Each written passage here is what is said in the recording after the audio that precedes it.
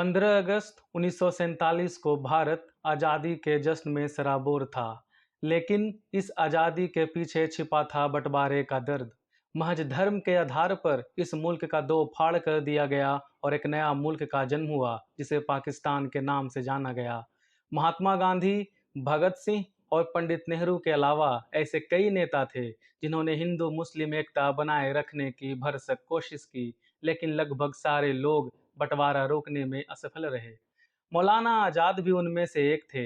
साल 1923 में जब मौलाना आज़ाद कांग्रेस का युवा अध्यक्ष चुने गए, तब उन्होंने कांग्रेस के सदस्यों को संबोधित करते हुए कहा, आज यदि कोई देवदूत स्वर्ग से उतरकर कुतुब मीनार से यह घोषणा कर दे कि भारत को 24 घंटे के भीतर स्वराज मिल जाएगा, बशर्ते वह हिंदू मुस्लिम एकता को त्याग दे, तो मैं हिंदू मुस्लिम एकता को छोड़ने के बजाय स्वराज को त्याग दूंगा।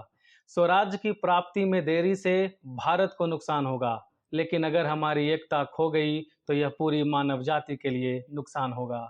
आज के इस वीडियो में बात मौलाना आज़ाद की, जिन्होंने ऐसे वक्त में भी शिक्षा की लौ को बुझने नहीं दिया जब यह देश बंटवारा की दर्द से कराह रहा था।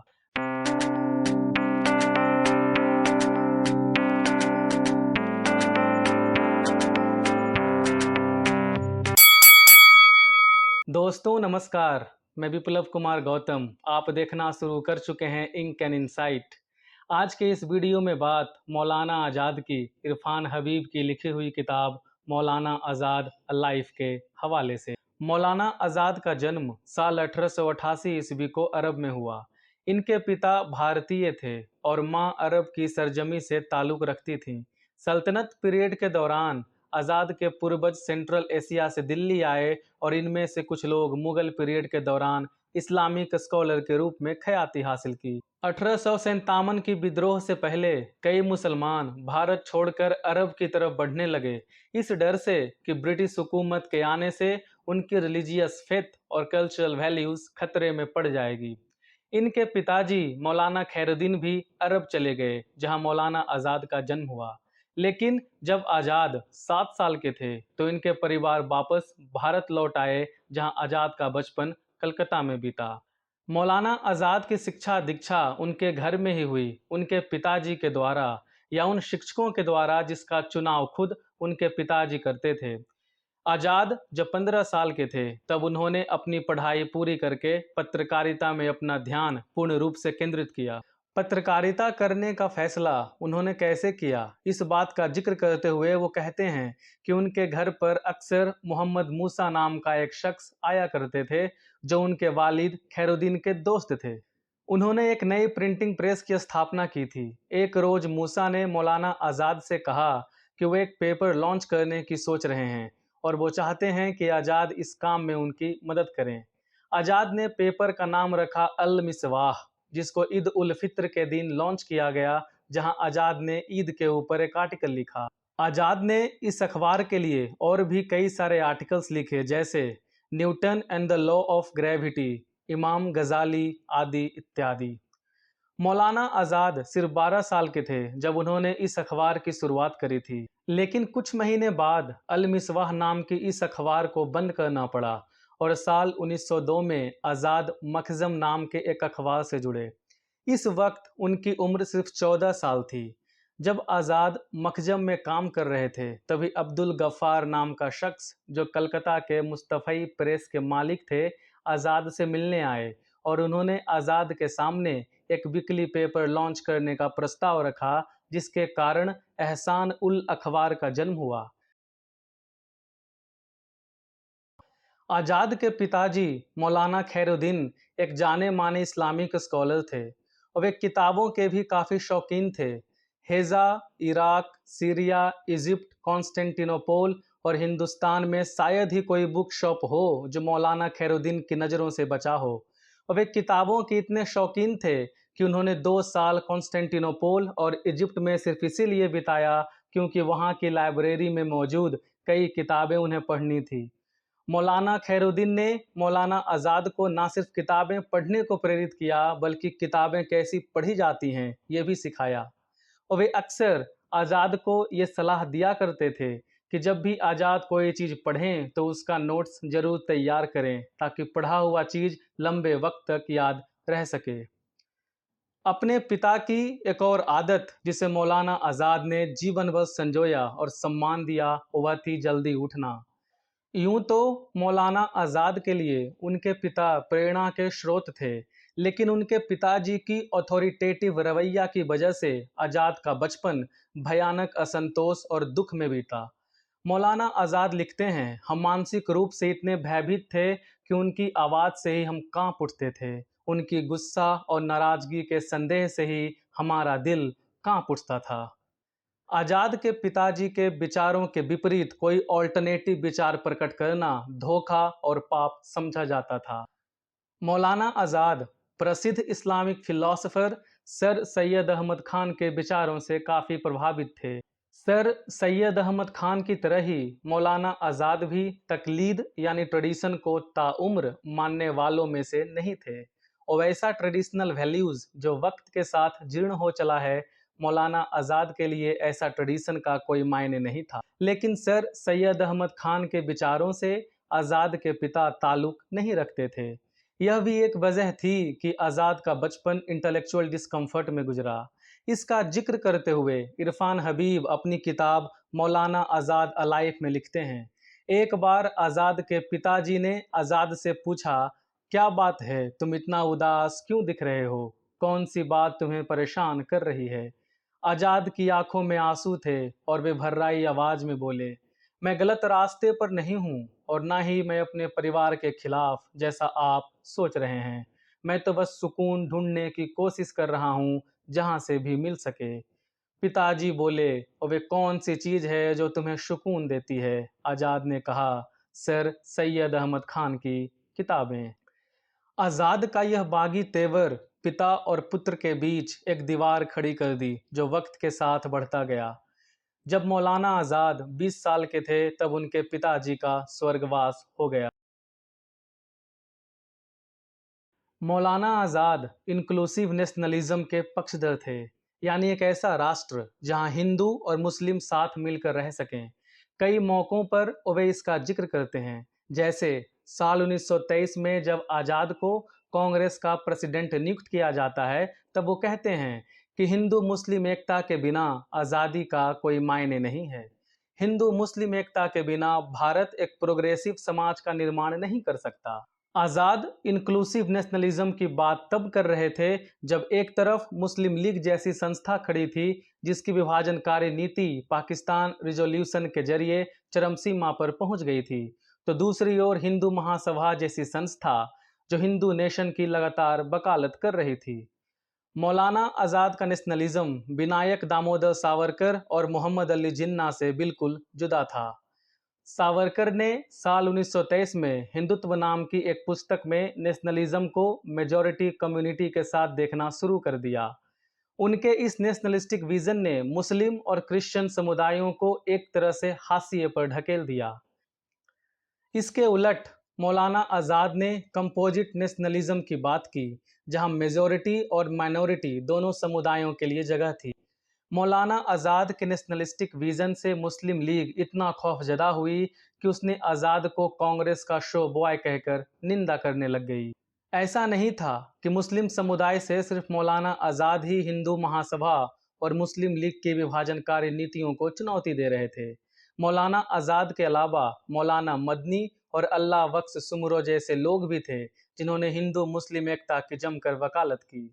मौलाना मदनी जमीयत उलेमा के मेंटोर थे। जमीयत उलेमा की शुरुआत 20वीं सदी में की गई थी। जमीयत उलेमा और मौलाना मदनी ने मुस्लिम लीग के टू नेशन थ्योरी का जमकर विरोध किया। मौलाना आज़ाद और मौलाना मदनी भले ही भारत का बंटवारा रोकने में असफल रहे हों, लेकिन उनके प्रयासों की वजह से हजारों मुसलमान पाकिस्तान जाने के बजाय देश में ही रहने का फैसला किया। मसलन वेस्टर्न उत्तर प्रदेश यानी मेरठ, बिजनौर, सहारनपुर, मुरादाबाद, रामपुर जैसे शहरों में रहने वाले मुसलमानों ने पाकिस्तान जाने के बजाय भारत में रहकर जिंदगी बिताना बेहतर समझा, और ये संभव हो सका मौलाना आज़ाद और मौलाना मदनी के प्रयासों से। मौलाना आज़ाद और मौलाना मदनी के अलावा अल्लाह बख्श सुमरो भी कंपोजिट नेशनलिज्म के पक्षधर थे। 27 अप्रैल 1940 से 30 अप्रैल 1940 के बीच दिल्ली में ऑल इंडिया आज़ाद मुस्लिम कॉन्फ्रेंस का आयोजन कराया गया। इस कॉन्फ्रेंस की अध्यक्षता कर रहे थे अल्लाह बख्श सुमरो। इसी कॉन्फ्रेंस की मदद से अल्लाह बख्श सुमरो यूनाइटेड इंडिया की वकालत कर रहे थे और मुस्लिम लीग की टू नेशन थ्योरी की निंदा कर रहे थे। अपने पूरे भाषण में सुमरो ने भारतीय राष्ट्र की समग्रता, राष्ट्रवाद और विविध समुदायों के बीच एकता पर जोर दिया। मुस्लिम लीग ने सुमरो के खिलाफ काला झंडा प्रदर्शन की योजना बनाई थी, लेकिन सम्मेलन के लिए मुसलमानों के भारी समर्थन को देखने के बाद इस विचार को छोड़ दिया गया। साल 1943 में सुमरो की हत्या कर दी गई। कई लोगों का मानना था कि सुमरो की हत्या मुस्लिम लीग ने करवाई है। मुस्लिम लीग के विभाजनकारी नीति को काउंटर करने के लिए नेहरू ने मुस्लिम मास कॉन्टैक्ट लीग का गठन किया। इस लीग का मकसद था ज़्यादा से ज़्यादा मुसलमानों को कांग्रेस की ओर आकर्षित करना, ताकि मुस्लिम लीग के टू नेशन थ्योरी को जमकर विरोध किया जा सके। नेहरू, सज्जाद जहीर, कुंवर मोहम्मद अशरफ, मौलाना आज़ाद जैसे नेता मुस्लिम मास कॉन्टैक्ट लीग से जुड़े हुए थे, लेकिन धन की कमी के साथ साथ प्रांतीय कांग्रेस समितियों के समर्थन की कमी के कारण यह जनसंपर्क कार्यक्रम यानी मुस्लिम मास कॉन्टैक्ट लीग विफल हो गया। आज़ादी के वक्त भारत की 85% जनता अशिक्षित थी। ऐसे में इस देश के रहनुमाओं के कंधे पर एक बड़ी जिम्मेदारी थी और वो थी शिक्षित और सशक्त भारत का निर्माण करना। आज़ादी के बाद का भारत खंडित था और शिक्षा ही एकमात्र जरिया थी इस खंडित भारत को पुनः सोने की चिड़िया में तब्दील करने की, और ये जिम्मेदारी सौंपी गई मौलाना आज़ाद को। मौलाना आज़ाद इस देश के पहले शिक्षा मंत्री थे। साल 1952 में Maulana Azad central advisory board of education के मीटिंग को संबोधित करते हुए शिक्षा के महत्व पर रोशनी डालते हुए कहते हैं, शिक्षा नागरिकों को प्रशिक्षित करती है और यदि यह प्रशिक्षण सही दृष्टिकोण और आदर्शों के विकसित करने में विफल रहता है या विभाजनकारी प्रवृत्ति को प्रोत्साहित करता है तो समुदाय की सुरक्षा और कल्याण खतरे में है। मौलाना आज़ाद के लिए सबसे बड़ी चुनौती थी पार्टीशन से त्रस्त विस्थापित लोगों के लिए शिक्षा मुहैया कराना। 31 मई 1952 को ऑल इंडिया रिफ्यूजी एसोसिएशन के सदस्य ईसर सिंह ग्रोवर मौलाना आज़ाद को खत लिखते हुए कहते हैं, दिल्ली की स्थिति वास्तव में दुर्भाग्यपूर्ण है। स्कूलों ने नोटिस लगाकर कहा है कि प्रवेश के लिए पंजीकरण वर्षों से बंद है। चिंतित माता पिता आश्चर्य करते हैं कि वे क्या कर सकते हैं और वे अपने बच्चों के सुरक्षित भविष्य को सुनिश्चित करने के लिए अपनी क्षमता से अधिक फीस देने को तैयार हैं, लेकिन एडमिशन नहीं मिल रहा।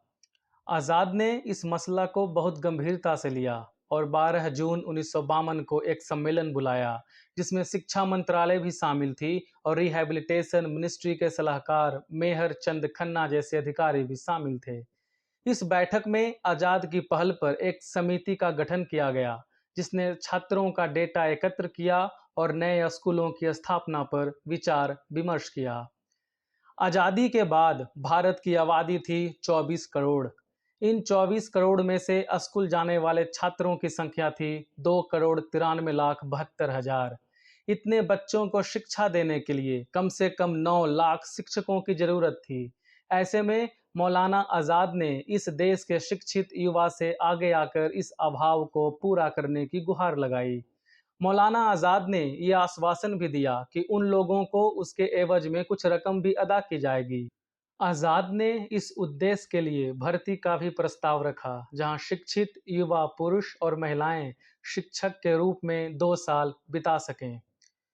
दुर्भाग्य से इनमें से कोई भी नीति लागू नहीं की जा सकी, लेकिन मौलाना आज़ाद की यह कोशिश इस बात के सबूत हैं कि वे राष्ट्रीय शिक्षा के प्रति कितने प्रतिबद्ध थे और इस देश के वंचित वर्गों की स्थिति सुधारने को कितने आतुर थे।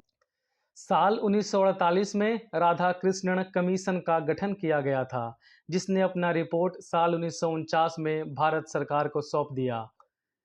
इस रिपोर्ट में हायर एजुकेशन पर जोर देने की बात कही गई थी और साथ में यूनिवर्सिटी ग्रांट्स कमीशन बनाने का सुझाव भी दिया गया था। साल 1953 में यूजीसी का गठन किया गया और 1956 में यूजीसी एक्ट पार्लियामेंट में पारित किया गया। यूजीसी के गठन के साथ साथ मौलाना आज़ाद का ध्यान विश्व भारती यूनिवर्सिटी को सेंट्रल यूनिवर्सिटी का स्टेटस प्रदान करने पर केंद्रित था।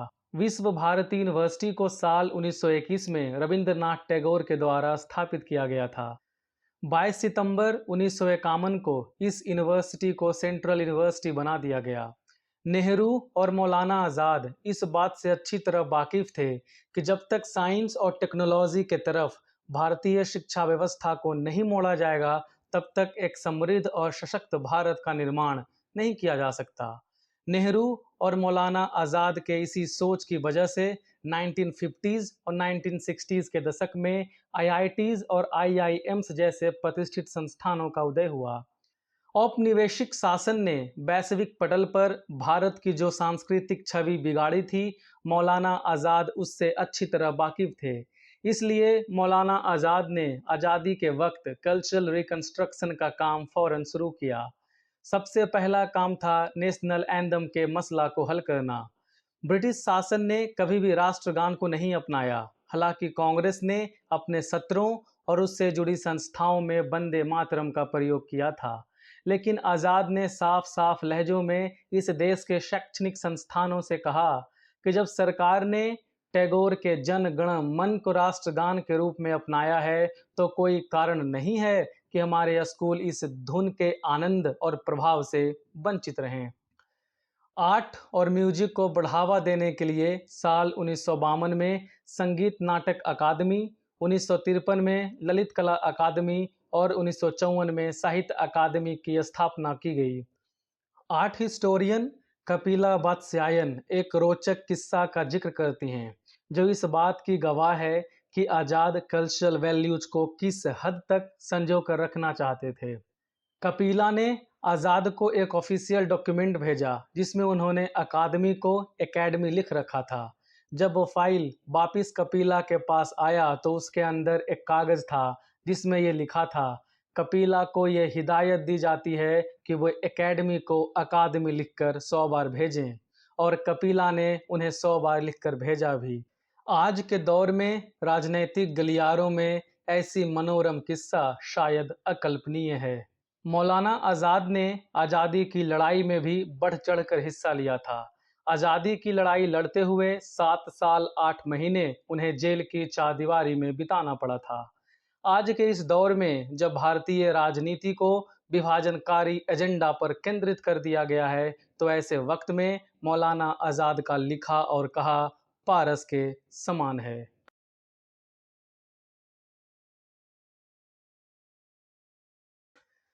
दोस्तों, अगर आपको यह वीडियो पसंद आया तो इसे लाइक कीजिए, शेयर कीजिए और चैनल को सब्सक्राइब करना मत भूलिएगा। बहुत बहुत शुक्रिया।